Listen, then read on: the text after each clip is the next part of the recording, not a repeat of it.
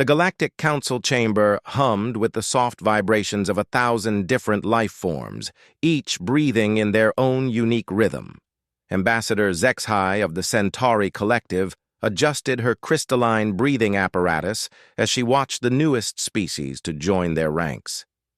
The humans sat quietly in their designated area, their pale skin seeming almost ghostly under the chamber's bioluminescent lighting. "Such peaceful creatures," murmured Elder Throm of the Vegan Empire, his 6 eyes blinking in sequence as he observed the human delegation. "Look how they sit so still, so controlled. Remarkable self-discipline for such a young species." The human ambassador, a woman named Elena Vasquez, smiled politely as the various species discussed humanity's integration into galactic society. Her brown eyes held a warmth that many species found comforting, and her voice carried a gentle tone that reminded several delegates of their own young offspring. "We are honored to join this great coalition," Elena spoke into the translation matrix, her words flowing like water across the chamber in dozens of languages and communication forms. "Humanity seeks only to learn from your wisdom and contribute what little we can to galactic peace." The Zelkari representative, whose species prided themselves on being excellent judges of character, nodded approvingly. "Such humility, such grace. The humans will make excellent additions to our peaceful alliance." What none of them knew was that Elena had served as a Marine Corps colonel before becoming a diplomat. What they couldn't see beneath her calm exterior was a mind that had been trained to assess every exit, every potential weapon, every possible threat in the room within seconds of entering. Her gentle smile masked eyes that had seen the horrors of war and emerged not broken, but refined into something harder than diamond. The first session concluded with unanimous approval for humanity's provisional membership. As the various delegates filed out, chattering excitedly about their new peaceful neighbors, Elena remained behind to review the cultural exchange protocols. She was joined by Dr. James Chen, humanity's chief xenobiologist, and Captain Sarah Mitchell, their military liaison. "Well, that went smoothly," Dr. Chen observed, adjusting his glasses as he pulled up holographic displays of the various species they'd encountered. "They seem to view us as remarkably docile." Captain Mitchell, whose muscular frame was hidden beneath diplomatic robes, couldn't suppress a slight smirk. "Docile. Right.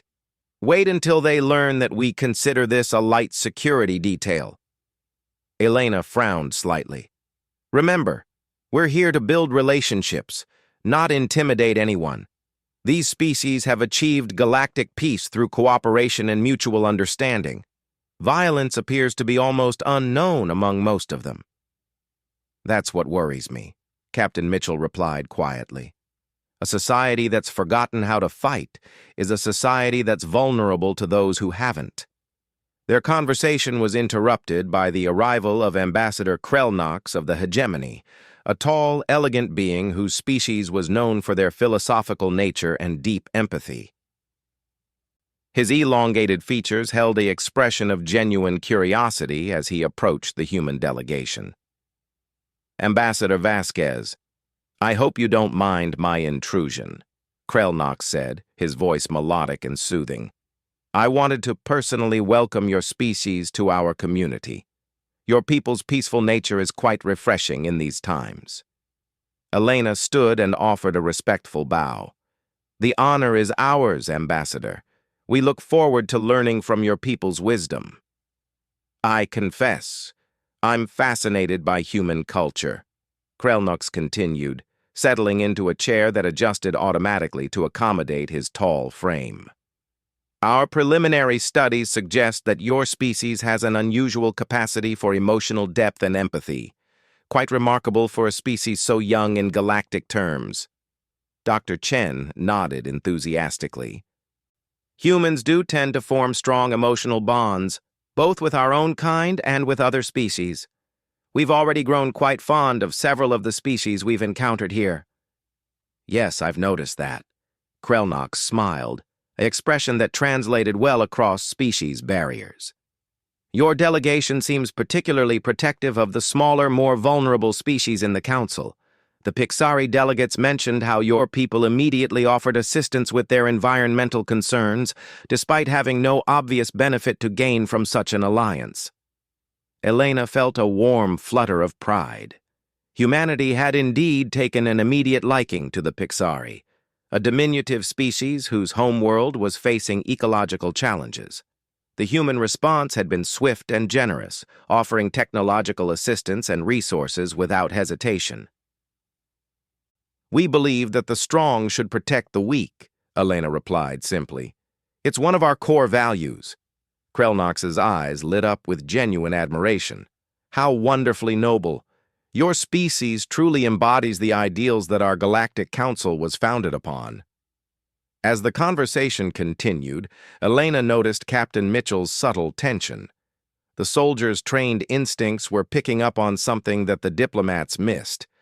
The galaxy was indeed peaceful, but it was a peace built on assumption rather than strength. These species had evolved beyond conflict not through victory, but through the absence of any real predators or threats.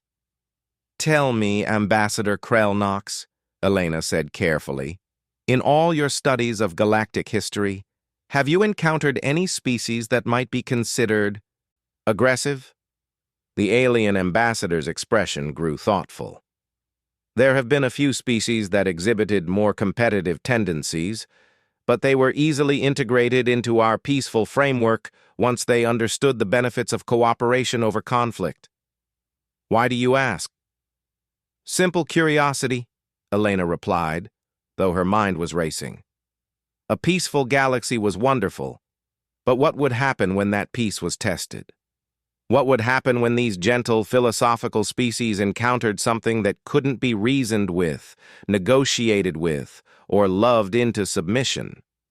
The next few days passed in a whirlwind of cultural exchanges, scientific discussions, and diplomatic meetings. The human delegation was a constant source of fascination for the other species. They were so eager to help, so quick to offer assistance, and so remarkably patient with even the most tedious bureaucratic processes. During a break between sessions, Elena found herself in the council's vast library, a repository of knowledge from thousands of civilizations. She was researching galactic history when Dr. Chen approached her with a troubled expression. "Elena, I think we might have a problem," he said quietly, glancing around to ensure they weren't being observed. "I've been analyzing the psychological profiles of the various council species, and there's a disturbing pattern." "What kind of pattern?" Elena asked, though she suspected she already knew. "None of these species have any concept of predator psychology. Their evolutionary paths were remarkably peaceful. Most of them evolved from herbivorous or filter-feeding ancestors. Even their concept of competition is limited to intellectual or artistic pursuits." Elena felt a chill run down her spine. "You're saying they have no understanding of aggression because they never needed to develop it." "Exactly. And more concerning, their peaceful nature isn't just cultural, it's biological. Their brain structures literally lack the neural pathways for sustained aggressive behavior. They're incapable of the kind of violence that humans consider normal survival instincts." Captain Mitchell appeared beside them, her expression grim. "And I've got more bad news. I've been monitoring their security protocols. Elena, they don't have any real defenses. Their entire concept of security is based on mutual agreement and diplomatic solutions." Elena felt the weight of realization settling over her like a heavy blanket. These weren't just peaceful species, they were defenseless. Their kindness wasn't a choice born from strength, it was their only option. They had never needed to develop the capacity for violence because they had never encountered anything that required it. "What are you suggesting?" Elena asked quietly. "I'm suggesting that if anything truly dangerous ever finds this galaxy, these species won't just be conquered, they'll be slaughtered," Captain Mitchell replied bluntly. They're like a kindergarten class trying to negotiate with a pack of wolves. The implications were staggering. Humanity had been welcomed into this galactic community because they appeared to be just another peaceful species. But humans were something these civilizations had never encountered before. A species that had evolved from predators, that carried within their genetics the capacity for both profound kindness and unspeakable brutality. Elena thought about Earth's history, about the wars that had shaped humanity, about the capacity for violence that every human carried within them like a sleeping dragon. These aliens saw humans as gentle because they were comparing them to their own naturally docile species. They had no framework for understanding that human kindness was a choice, not a biological imperative. "We need to be very careful here," Elena said slowly. "If they discover what humanity is really capable of, it could shatter their entire worldview." "Or worse," Dr. Chen added quietly. "It could make them realize how vulnerable they really are." As they sat in the ancient library, surrounded by the collected wisdom of 1,000 peaceful civilizations, the human delegation began to understand that they weren't just ambassadors to a galactic community. They had become the unknowing guardians of species that had never learned to protect themselves. The question that haunted Elena as she stared at the glowing texts of alien philosophers and poets was simple but terrifying. What would happen when something else found this peaceful galaxy? What would happen when these gentle species encountered something that saw their kindness not as virtue, but as weakness to be exploited? And perhaps most disturbing of all, what would happen when these aliens realized that the humans they had welcomed so warmly were the very thing they had no defenses against? The day was coming when the galaxy would learn that human kindness was not the absence of violence, but the deliberate choice of beings who understood violence better than anyone. But for now, that revelation remained hidden behind Elena's gentle smile and soft words, a secret that could change everything. 3 months had passed since humanity's integration into the Galactic Council, and the relationship had blossomed beautifully.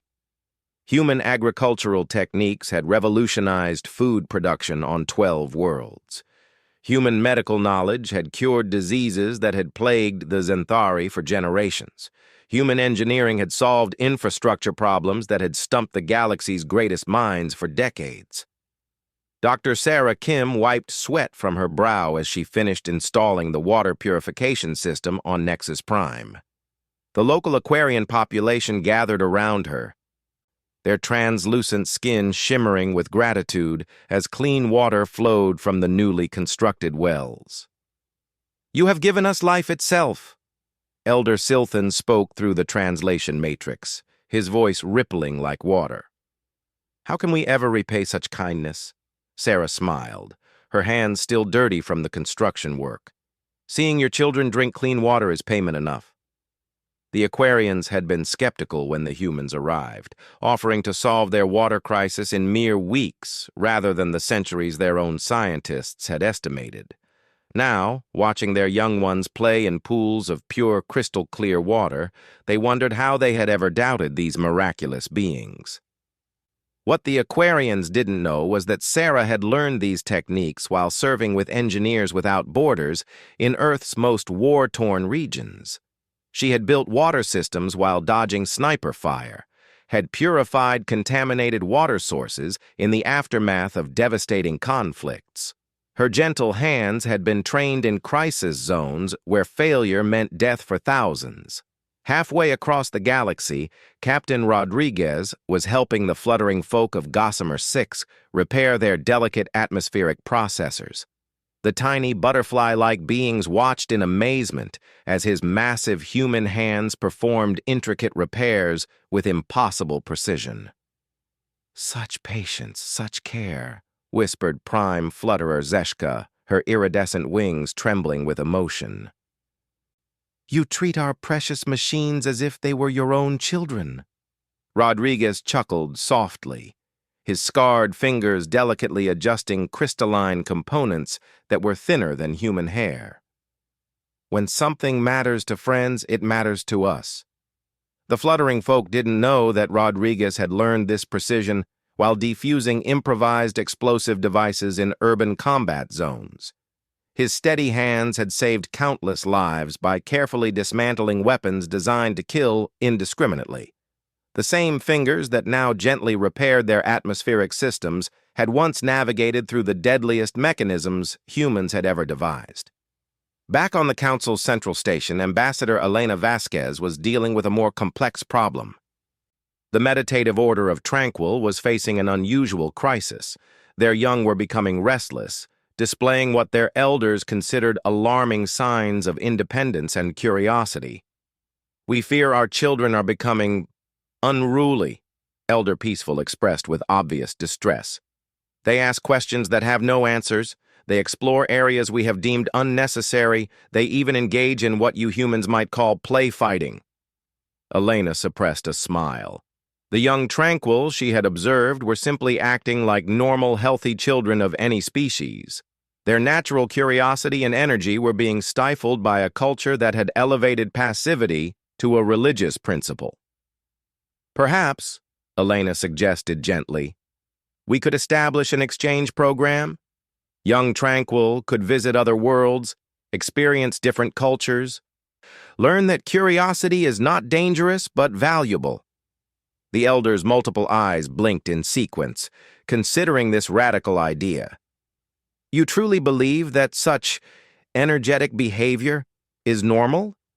"Essential," Elena replied firmly. "A questioning mind is how species grow, how they discover new possibilities, how they prepare for the future."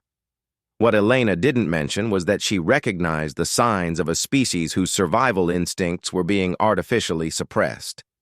The young Tranquil weren't becoming unruly.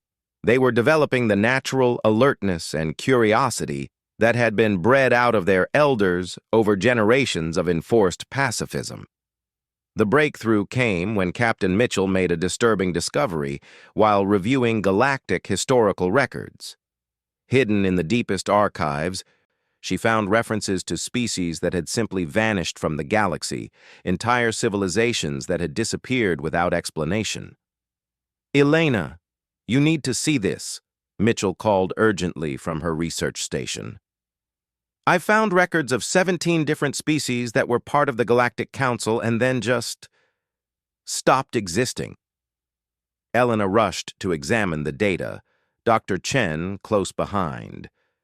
The records were fragmentary, often incomplete, but the pattern was clear.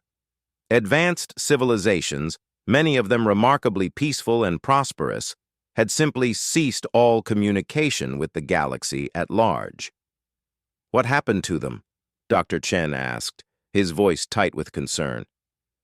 "That's just it," Mitchell replied grimly. "Nobody knows. The Council's official position is that these species chose to withdraw from galactic society to pursue higher forms of existence or transcendent meditation. But look at the timing." Elena studied the chronological data and felt her blood run cold. The disappearances weren't random. They followed a pattern. Species would vanish in clusters, always starting with the most isolated systems and working inward toward the galactic core. "This isn't withdrawal," Elena whispered. "This is predation."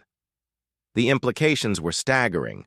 Something was hunting in the galaxy, systematically eliminating entire species, and the Galactic Council was either unaware or deliberately ignoring the pattern.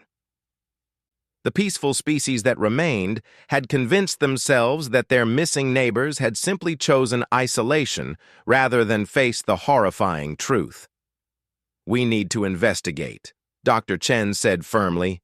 "If there's something out there that's been picking off Council species, we need to know what it is." "Agreed," Elena replied, "but we have to be careful. If we're right about this, then we're dealing with something that has successfully eliminated 17 advanced civilizations without the Council even recognizing it as a threat." Captain Mitchell was already pulling up strategic data. "I'll need a security team." If we're going to investigate these disappearances, I want people who can handle whatever we might find." Elena nodded, then paused. "Sarah, if we do find evidence of an external threat, what then? How do we explain to the Council that their peaceful galaxy has a predator stalking through it?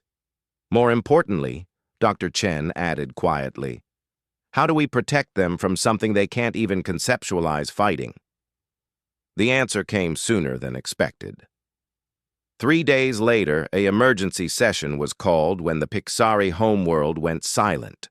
The tiny, beloved species that humanity had helped with their environmental crisis had ceased all communication without warning. The council chamber erupted in concerned chatter as various species offered theories for the communications blackout. Technical failures, solar interference, voluntary isolation, anything except the possibility that something terrible had happened. Elena watched the discussion with growing horror as she recognized the same pattern of denial that had allowed 16 other species to vanish unnoticed. The Council was so committed to their belief in galactic peace that they literally couldn't process evidence of violence. "We should send an investigation team," Elena suggested during a brief break in the discussion. Elder Thraum's multiple eyes blinked in confusion. "Whatever for, dear human? The Pixari have obviously chosen solitude. We must respect their decision." "But what if they're in danger?" Dr. Chen pressed. "What if they need help?" The very idea seemed to cause physical distress to several council members. Ambassador Krelnox actually swayed, as if the concept of danger was too alien for his mind to process. "Danger? From what?" Krelnox asked weakly. "There is nothing dangerous in our galaxy. We have achieved universal peace." Elena exchanged glances with Captain Mitchell, who gave an almost imperceptible nod. The decision was made without words. Humanity would investigate the Pixari disappearance, with or without council approval. That night, as the council debated the philosophical implications of voluntary isolation, a small human shuttle departed the station quietly. Captain Mitchell led a team of 12 Marines who had been disguised as cultural attachés and scientific advisors. Their mission was simple: find out what happened to the Pixari. Elena remained behind to monitor the situation and provide diplomatic cover, but her heart was heavy with foreboding.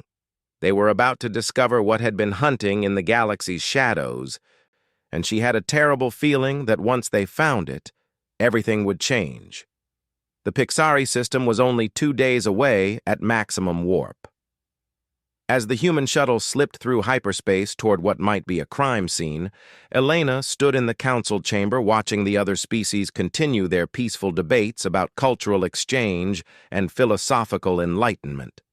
None of them had any idea that they were living in a galaxy where predators stalked through the dark spaces between stars. None of them understood that their peace had been possible only because something had been quietly eliminating any species that might have threatened them. But Elena understood, and as she watched these gentle, innocent beings discuss art and poetry and the beauty of existence, she realized that humanity's role in the galaxy was about to change forever. They had come as students, eager to learn from these ancient and wise civilizations. They were about to become protectors of species that didn't even understand what they needed protection from. The kindness that had earned humanity such love and acceptance was about to be tested in ways that these peaceful species could never imagine. Soon they would learn what Elena already knew, that human gentleness was not weakness, but strength under control. The galaxy was about to discover what lay beneath humanity's soft smiles and helping hands. And Elena feared that when that day came, their new friends would be more terrified of their protectors than they had ever been of any threat lurking in the dark. The transmission reached the Galactic Council 48 hours after Captain Mitchell's team had departed for the Pixari system. Elena was reviewing diplomatic protocols when the emergency alert pierced through the station's usual hum of peaceful activity. Captain Mitchell's voice crackled through the communication array, but the words that came through sent ice through Elena's veins. Council Station. This is Team Alpha. We've found the Pixari homeworld. Request immediate military support and evacuation ships. We are not alone in this system. The council chamber erupted in confusion as species that had no concept of military support or evacuation ships struggled to understand what Captain Mitchell could possibly mean. Elena fought to keep her voice steady as she responded. Captain, clarify your situation. The Pixari are gone, Ambassador, all of them. But their cities are intact, their technology undamaged. It's like they just disappeared. And we've detected massive energy signatures moving through the outer system. Whatever took them is still here. Elder Thraum's crystalline form actually cracked slightly as he processed this information. Gone? But where could they have gone? Species don't just disappear. Elena wanted to scream that yes, they did disappear. 17 species had already vanished exactly this way. Instead, she maintained diplomatic composure while her mind raced through possibilities. Captain, what are these energy signatures? Can you identify them? Negative, Ambassador. The pattern is unlike anything in our databases. But Elena, Mitchell's voice dropped to a whisper. They're massive, ship-sized, and they're moving toward us. The communication channel filled with static, and then Mitchell's voice returned, sharp with command authority. All units, defensive positions, contact bearing 097, multiple hostiles approaching. What followed was 47 minutes of audio that would forever change how the galaxy viewed humanity. The council members listened in stunned silence as Captain Mitchell's team engaged an enemy that defied their understanding. Target acquired. Multiple biomechanical constructs. Aggressive posture. Rodriguez, take your team left. Chen, establish a crossfire. These things are harvesting technology. They're stripping the Pixari installations. The sounds of human combat were unlike anything the council species had ever heard. There was no discussion, no attempt at negotiation, no philosophical debate about the nature of conflict. There was only efficient, brutal, coordinated violence delivered with a precision that spoke of countless generations of evolutionary refinement. Ambassador Krellnox collapsed into his chair as the reality crashed over him. They're fighting, he whispered in horror. The humans are actually fighting. Elena watched the council chamber as various species experienced something their minds were not equipped to handle. Several ambassadors showed physical symptoms of psychological shock. The meditative order representative had fallen into what appeared to be a catatonic trance. Alpha Team, this is command, Elena spoke into her communicator, her voice cutting through the static. Report status. Target neutralized. Mitchell's voice was sharp with adrenaline. But Elena, you need to understand what we're dealing with here. These aren't random raiders. This is organized harvesting. They're collecting entire species. Dr. Chen's voice joined the transmission. Ambassador, the technology we're seeing suggests these entities have been operating in this galaxy for thousands of years. The Pixari weren't the first. They were just the latest in a very long harvest cycle. The implications struck the council like a physical blow. Elder Thraum's crystalline structure actually shattered partially as his mind tried to process the concept of systematic predation. Harvest? They speak of sentient beings as if they were crops. Elena felt the weight of the moment settling on her shoulders. Everything she had feared was coming to pass, but worse than she had imagined. The galaxy's peaceful species hadn't just been unaware of external threats. They had been actively cultivated, kept docile and defenseless by entities that saw them as a resource to be managed. Captain, what do you need? Elena asked. Time to extract data from the Pixari archives and back up if those things return with reinforcements. Elena, based on what we found here, I don't think the Pixari were taken for slavery or conquest. They were taken for something else entirely. Explain. The biosignatures we're detecting suggest these entities don't just take living beings. They take knowledge, culture, the essence of what makes a species unique. This is intellectual harvesting on a galactic scale. The council chamber had fallen into an eerie silence, broken only by the soft sounds of various species experiencing psychological breakdown.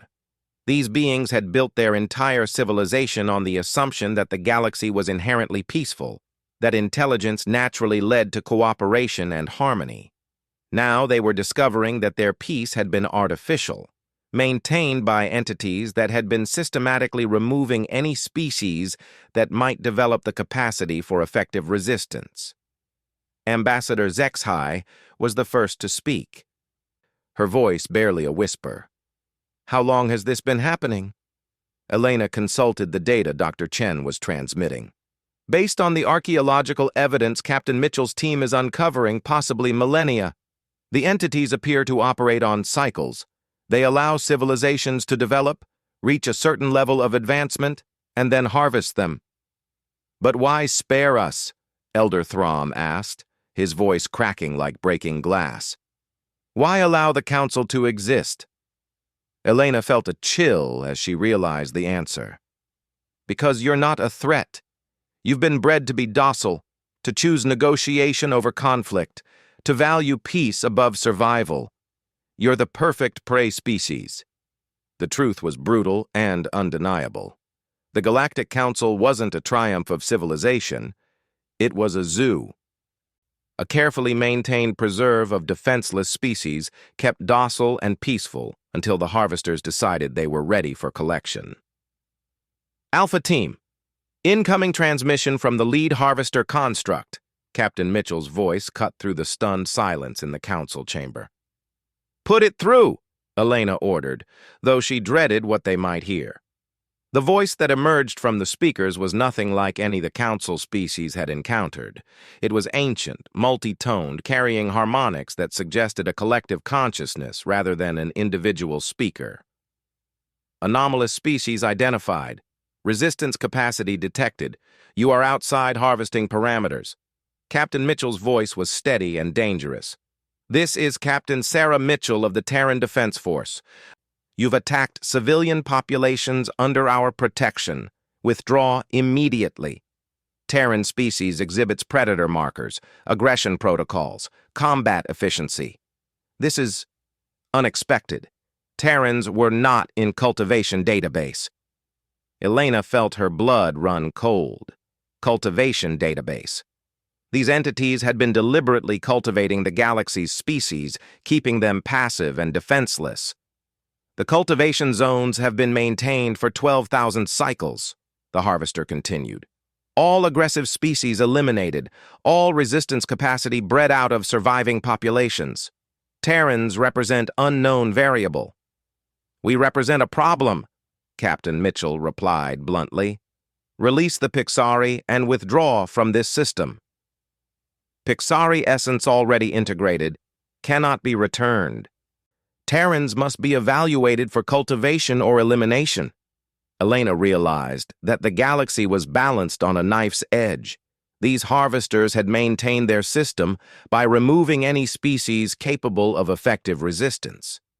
Humanity's arrival had introduced something they had never encountered, a species that possessed both the capacity for violence and the intelligence to use it effectively. Captain, extract your team immediately, Elena ordered. We need to get this information back to Earth. Roger that, Ambassador. But Elena, these things aren't just going to leave us alone. We've disrupted a system that's been operating since before human civilization existed. As Captain Mitchell's team began their emergency extraction, Elena turned to face the council. The assembled species looked broken, their fundamental worldview shattered by the revelation that their peaceful galaxy was actually a carefully maintained prison. What do we do? Ambassador Krelnox asked weakly. How do we fight something like this? We don't even understand the concept of fighting. Elena felt the full weight of humanity's position in the galaxy settling on her shoulders. These species had welcomed humans because they seemed peaceful and kind. Now they needed humans to be something else entirely. "You don't fight them," Elena said quietly. "We do." The words fell into the council chamber like stones into a still pond, creating ripples of shock and fear among the assembled delegates. The gentle, helpful humans who had spent months earning their love and trust were revealing themselves to be something entirely different. "You?" Elder Throm whispered. "But you're peaceful. You help us. You're kind." Elena smiled sadly, and for the first time since arriving in the galaxy, she allowed her true nature to show through her diplomatic mask. The council members recoiled slightly as they saw something predatory flicker in her eyes, something ancient and dangerous that had been hidden behind months of gentle words and helping hands. "We are kind," she said softly, "but kindness is a choice we make because we understand the alternative. We help you because we care about you, and we will fight for you because that's what kindness truly means when someone you care about is threatened." The galaxy was about to discover that human kindness wasn't the absence of violence, it was violence controlled by love. And these ancient harvesters, who had systematically eliminated every species capable of effective resistance, were about to encounter something their calculations had never accounted for: predators who chose to be protectors. The day the galaxy realized humans were simply beasts draped in kindness was the day everything changed forever. But Elena looked at the frightened faces of species she had come to cherish and knew that this revelation, terrifying as it was, might be the only thing that could save them all. The harvesters had cultivated a galaxy of sheep. They were about to learn what happened when the sheep found themselves protected by wolves who had learned to love.